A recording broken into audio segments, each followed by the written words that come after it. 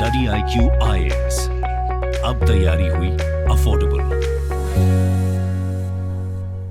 Hello students, study IQ presents the podcast में आप सबका स्वागत है। आज के एपिसोड में हम जुडिशियल रिव्यू के कंसेप्ट को डिटेल में डिस्कस करेंगे। सर, क्या आप हमें सिंपल वर्ड्स में बता सकते हैं कि जुडिशियल रिव्यू किसे बोला जाता है? जुडिशियल रिव्यू एक ऐसा डॉक्ट्रिन है जिसके तहत जुडिशरी एग्जीक्यूटिव और लेजिस्लेटिव की फंक्शनिंग को रिव्यू करती है। इंडिया में वैसे तो सेपरेशन ऑफ पावर्स के प्रिंसिपल को फॉलो किया जाता है, जहां पर पावर को 3 ऑर्गन्स में डिवाइड किया जाता है। पहला लेजिस्लेचर, दूसरा एग्जीक्यूटिव और तीसरा जुडिशरी होता है। हावेवर जुडिशरी को यह पावर दी गई है कि वो लेजिस्लेचर और एग्जीक्यूटिव के एक्शंस को रिव्यू करे। अगर कुछ फैक्ट्स की बात की जाए तो सुप्रीम कोर्ट ने इंदिरा गांधी वर्सेस राजनारायण केस में जुडिशियल रिव्यू को कॉन्स्टिट्यूशन की बेसिक स्ट्रक्चर का एक हिस्सा बताया है। और सिंपल वर्ड्स में बोला जाए तो जुडिशियल रिव्यू कोर्ट्स की वो पावर है जिसके तहत कोर्ट्स गवर्नमेंट के सभी एक्ट्स की कॉन्स्टिट्यूशनलिटी को चेक करते हैं, और अगर गवर्नमेंट का कोई भी एक्ट या फंक्शन कॉन्स्टिट्यूशन के प्रिंसिपल्स के अकॉर्डेंस में नहीं है तो कोर्ट्स उस पर्टिकुलर एक्ट को अनकॉन्स्टिट्यूशनल भी डिक्लेयर कर सकती है। इसका मतलब ये हुआ कि लेजिस्लेचर की पावर एब्सोल्यूट नहीं है और लेजिस्लेचर के द्वारा बनाए गए कोई भी लॉ कोर्ट के रिव्यू के अंतर्गत आता है। इंडियन कॉन्स्टिट्यूशन में जुडिशियल रिव्यू को अमेरिकन कॉन्स्टिट्यूशन से इंस्पायर होकर बोरो किया गया है। हमारे कॉन्स्टिट्यूशन के आर्टिकल 13 सबसेक्शन 2 के तहत यूनियन गवर्नमेंट और कोई भी स्टेट गवर्नमेंट किसी ऐसे लॉ को नहीं बना सकती जो फंडामेंटल राइट्स को हार्म पहुंचाता हो, और अगर कोई ऐसा लॉ बनाया जाता है जो फंडामेंटल राइट्स को हार्म करता हो या फिर उन्हें हैम्पर करता हो तो ऐसे लॉज को नल एंड वॉइड समझा जाएगा। जुडिशियल रिव्यू की रिलेवेंस इस बात से एस्टैब्लिश होती है कि अगर फंडामेंटल राइट्स को इंश्योर करना हो और प्रोटेक्ट करना हो तो जुडिशियल रिव्यू का यूज होता है। वैसे तो सुप्रीम कोर्ट के पास आर्टिकल 32 के तहत ये पावर है कि वो फंडामेंटल राइट्स को एनफोर्स करे, और ये आर्टिकल सिटीजन्स को ये राइट देता है कि वो डायरेक्टली सुप्रीम कोर्ट को अप्रोच कर सकते हैं ताकि फंडामेंटल राइट्स के वायलेशन के केस में उन्हें प्रोटेक्शन मिल सके। सर, अब हम जुडिशियल रिव्यू के क्लासिफिकेशन को जानने के लिए काफी इंक्विजिटिव हैं।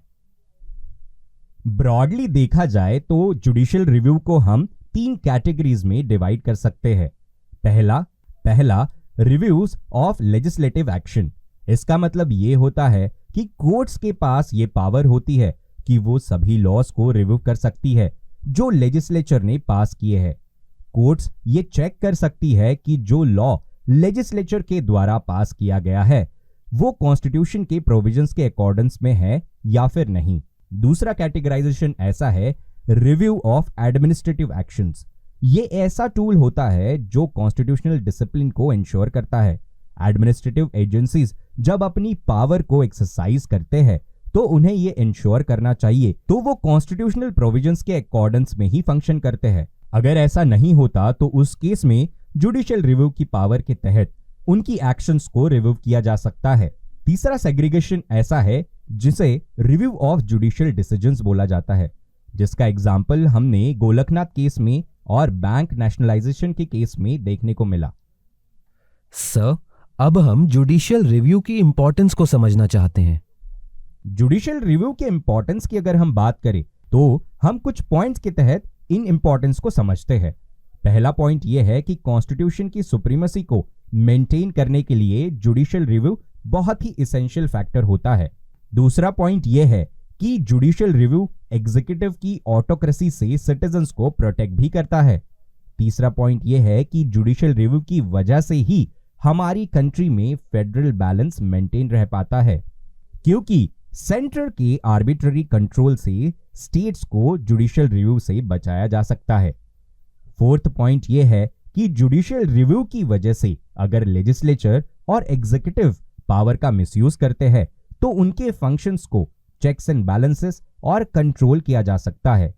फिफ्थ पॉइंट यह है कि जुडिशियल रिव्यू किसी भी डेमोक्रेसी के लिए इंडिपेंडेंट जुडिशरी बहुत ही इंपॉर्टेंट होती है और जुडिशियल रिव्यू की वजह से जुडिशरी की इंडिपेंडेंस पॉसिबल हो पाती है। 6 पॉइंट ये है कि जुडिशियल रिव्यू सिटीजन्स के फंडामेंटल राइट्स और ऑर्डिनरी राइट्स को भी प्रोटेक्ट करते हैं। सर, जुडिशियल रिव्यू के कौन से एग्जाम्पल्स हैं जो हमारे एग्जाम के लिए काफी रेलेवेंट बनते हों?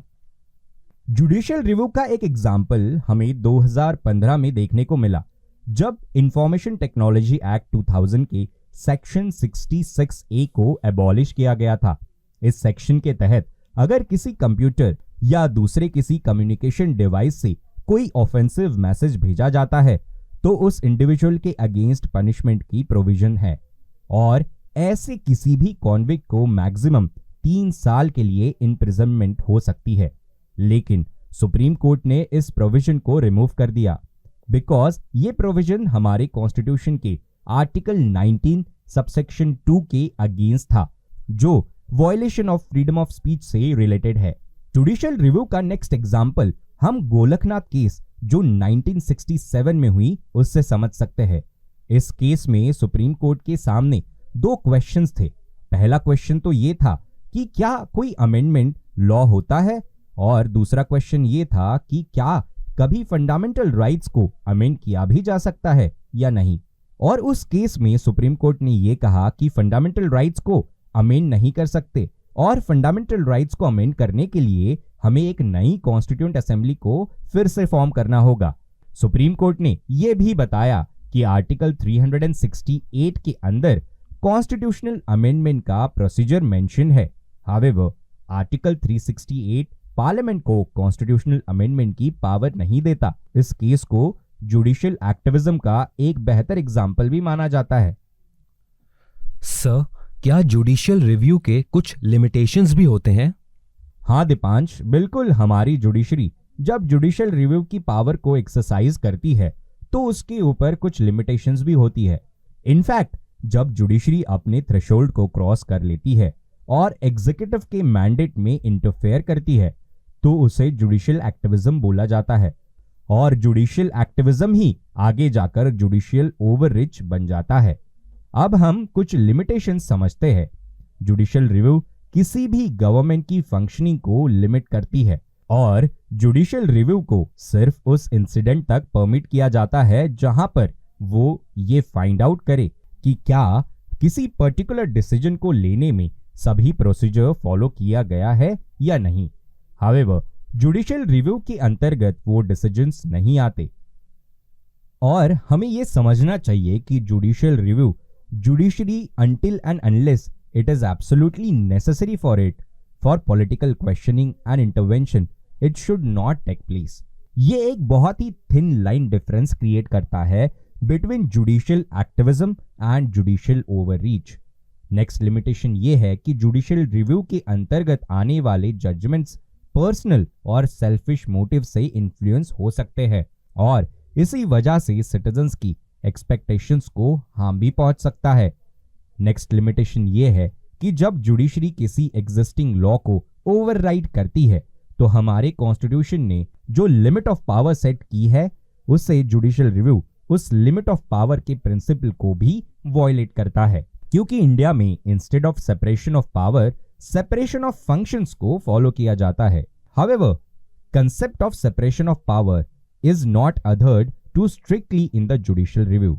हालांकि जुडिशियल रिव्यू का system checks and balances create करने के लिए बहुत इफेक्टिव माना जाता है और वो अनकॉन्स्टिट्यूशनल लॉज को भी स्ट्रक डाउन करता है। Sir, thank you for giving us the information. Dear listeners, आज के पॉडकास्ट को हम यहीं पर टर्मिनेट करते हैं। नेक्स्ट एपिसोड में एक नए टॉपिक के साथ हम फिर से आपसे कनेक्ट करेंगे। तब तक आप स्टडी आईक्यू के साथ बने रहिए एंड कीप स्टडिंग। आप study IQ presents the podcast को सभी ऑडियो स्ट्रीमिंग प्लेटफॉर्म्स पर सुन सकते हैं, जैसे Spotify, hub hopper, Apple podcast, Google podcast etcetera. Thank you.